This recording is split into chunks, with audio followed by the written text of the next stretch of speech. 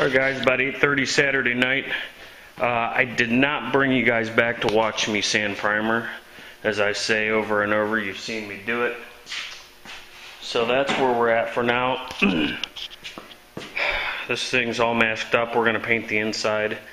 If I was feeling up to it and I had a spot to hang this thing, I would have painted it all at once, but I'm not done sanding the primer on the other side. So we just sanded around the edges. And this is all gray scuff padded up here in the old clear coat, the factory clear. We're going to throw a coat of sealer over this stuff real quick here. And I'll throw you guys on the stand for that. That'll be a quickie. At least in theory it will be. We'll let that flash and we'll go right to the base and get this thing based and cleared tonight on the inside of the Jamb, so we can do the rest tomorrow.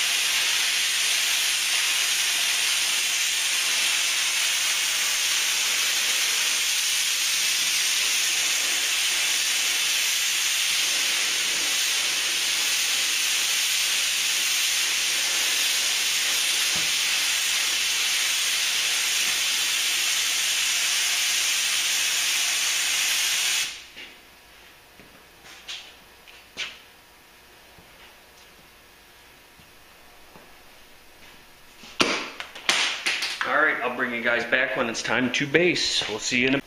Alright guys, sealer is flashed 20 minutes here. Give it a little extra time tonight. Sometimes I'll go back to back on it, but not tonight. Same color as the last one, 9539 GM color. Medium green pearl coat or pearl metallic or some shit like that. Spraying it through the touch-up gun at about 22 psi.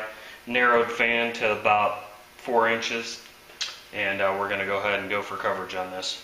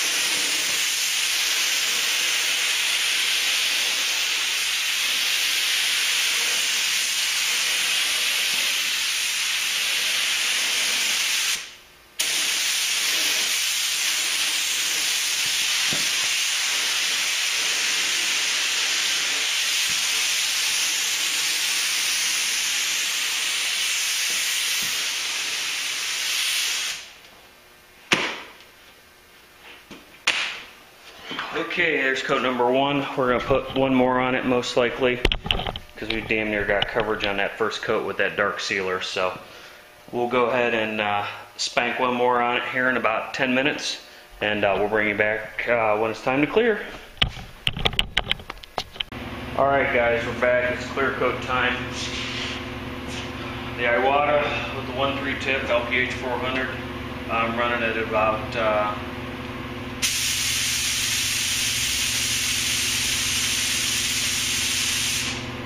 about 16 pounds. I got the fan cut in, and the touch-up gun now has edge blender in it, and we're going to use that to melt the edges off when we're done.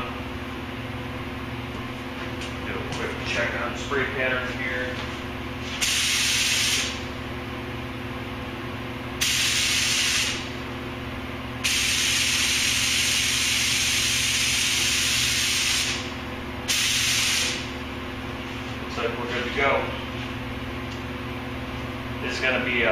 one and done for this interior.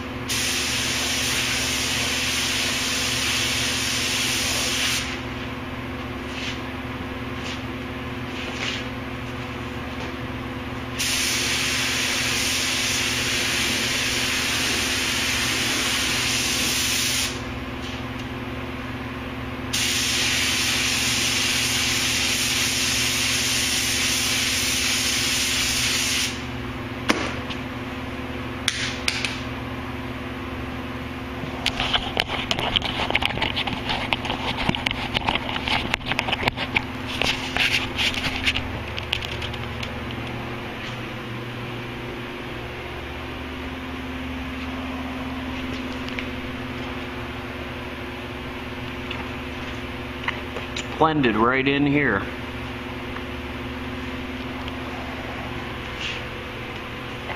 This is all behind the panel. You won't see any of that. We'll take a light buff to that and she'll be good to go. So that's it for tonight. It's 10:45 and I'm going home. Tomorrow we'll start on the exterior of that gate and we'll catch you then. Have a good night, guys. Morning, guys. It's Sunday morning. Back on the Suburban here, or the Yukon XL as it were. And I'm putting this tailgate back together. I've got the old French fry lamp on her. I don't run the heat overnight in the shop, and I got it up to about 90 before I left last night. I just wanted to show you these blend areas. I blend right in here that I buffed on, because you only see about maybe half an inch or 3/4 of an inch of that. And then it was blended right in here. Actually, excuse me, it's blended right in here. You can see a faint blend line there I'll need to buff on just a touch. But all I did was spray the edge blender in here just to knock this off. This is behind the panel, you won't even see it. So we're working on putting the latches back in it now. I have to move this lamp around because it only does 2 foot by 3 foot. So I'm trying to cure this edge real good, so when I put it back on the truck to work on the outside, that the weather stripping doesn't leave an imprint in this. And I'll probably block it open just a little bit, just like I did with that minivan that you guys saw me do.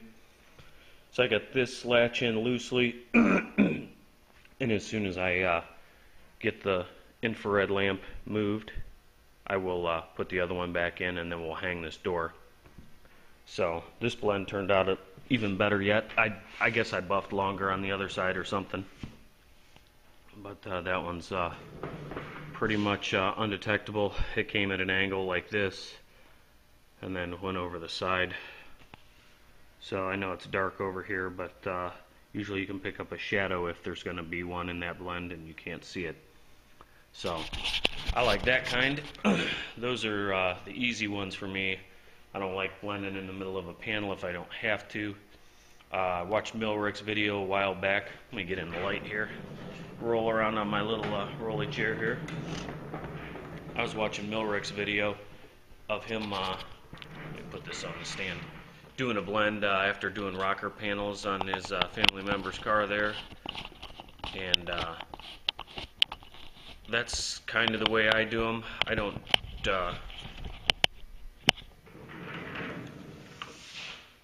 do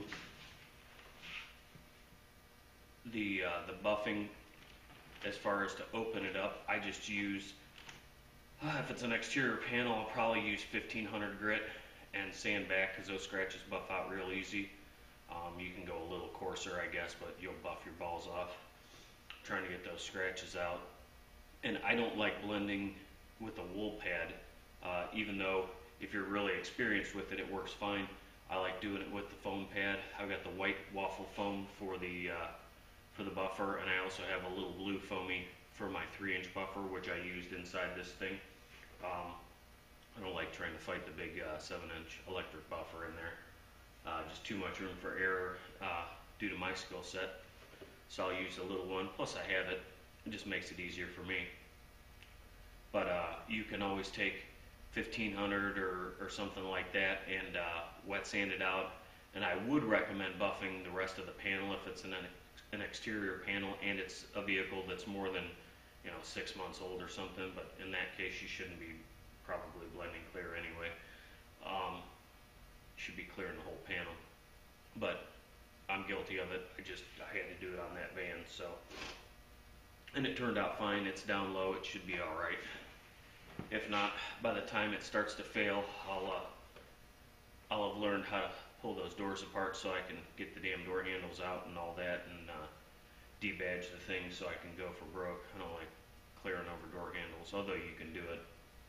I'm just not good at it.